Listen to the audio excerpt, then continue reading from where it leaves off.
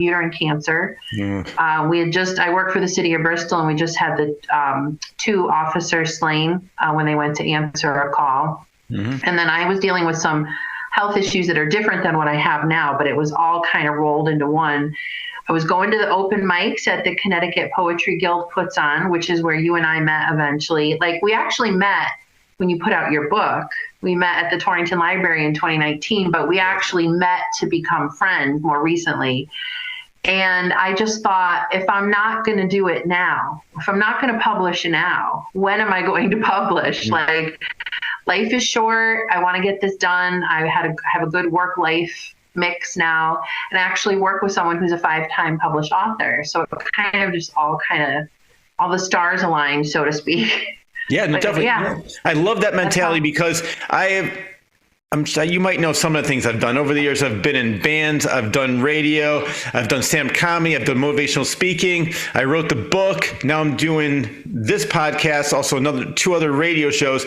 And when people say, how do you find time for that? It's like, if you really want to do something, you really want to get things done, you can find the time. It's just, for me, it's time management. Absolutely. I'll do an hour of this, an hour of that. Make the time. Yeah. So if you want to make the time, because most people say, well, when I get home, I'm tired and I sit on the couch. Well, don't go on the couch, or maybe just eat. And then, like me right now, I ate, came down here, now I'm doing the interview. So if you really want to do something, that's why you have that mentality. And I love that. And because you said, I'm going to do this, and when am I ever going to get it done?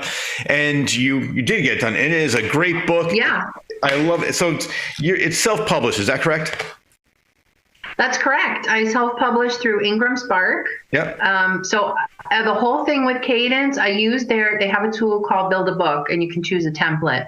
So the only thing that I did not contribute to the book was in the front of the book, there's an image of a tree, and that tree is actually their image. Everything else, all the photos, the cover design, everything is me. So I'm pretty proud of that, because I got to use my other skills besides writing. And then behind the blue, I'm doing the same thing. So. Yeah. See, I use KDP, Kindle Direct Publishing. Okay. Yeah.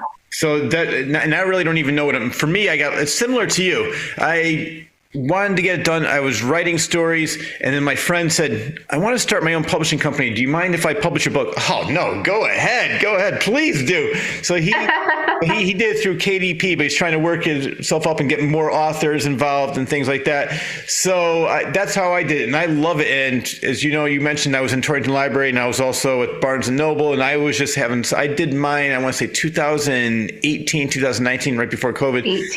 18, yeah. So I just had a lot of fun. Now with your book though, I live in Connecticut, and am I correct when I say this is a great place in Litchfield, White Memorial Foundation? Yes, absolutely. In fact, a lot of White Memorial, as well as some other outdoor locations in the New England states. But when I was little, while other kids might be going to Disney and stuff for vacation, we got to go to White Memorial and go through the museum and bike ride and hike. And I, as a grown-up, used to more before than now, would go and walk through. For some Sundays, I substituted going to maybe church and walk through what I call the Cathedral of the Pines, and just kind of take in what was going on around me. And that's why there's a few poems that actually say inspired by White Memorial, but then there's, just the whole essence of that place. Yes.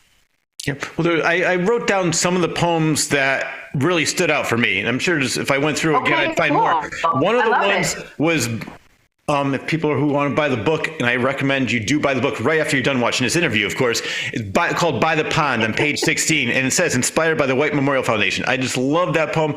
And it's similar to you, where like when I was doing stand-up comedy, I would just go there and I would hike through there and I would just not think of anything. So I'd try to think, because for me, even with writing stories of anything I do, if I sit down and try to do it, that's when nothing comes to me and I have brain freeze. But if I just let go and just not even think about it, then all these thoughts come flooding into me. And I'm like, all right, I got to write this down. And so that's what I would do. I would go to White Memorial Foundation and just think of different things. And then that's where I would get a lot of my act.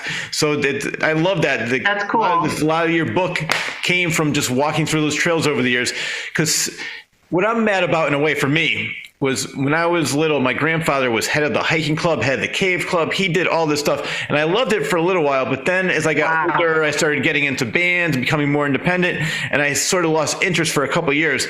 But then after he died in 1989, as an adult between 23, 24 years old, I'm like, I wish because I didn't realize he knew the history of the old Leatherman, which I'm not sure if you know the history of him. Have you ever heard? I've heard of him. Yeah. He's a guy that very cool stuff. Yeah, so he knew that. He knew all the different caves. I said, I wish I knew about that or had a better appreciation back then. But right now, I definitely did not lose. I mean, anything that I lost for a couple of years, I gained it all back and then some. I just love walking through the woods, running. I've started doing 5Ks. I started doing